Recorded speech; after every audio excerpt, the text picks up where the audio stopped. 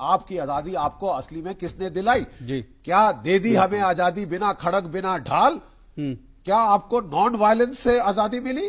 नहीं। प्लीज, जो उसके असली जो डिसीजन मेकर थे, लॉर्ड क्लेमेंट एटली जी, ब्रिटिश प्राइम मिनिस्टर, जब वो कलकत्ता आए 1956 में और हमारे स्टेट गवर्नर चक्रवर्ती साहब के साथ ठहरे, तो उन्होंने उनसे पूछा कि साहब, जो क्विट इंडिया मूवमेंट थी गांधी जी की 42 में शुरू हुई, 44 तक फेल हो चुकी थी, फिर आप गए क्यों?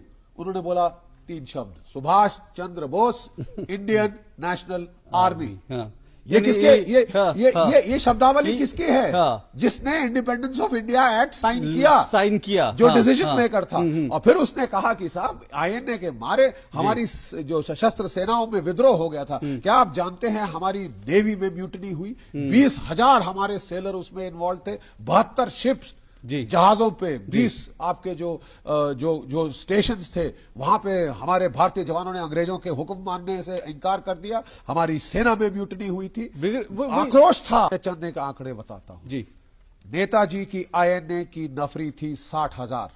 60,000 में से 24,000 शहीद हो गए। बिल्कुल। आप इसको नॉन वायलेंट कहते हैं साहब? ये जो कहना कि बिना खड़ग बिना ढाल एक तमाचा है।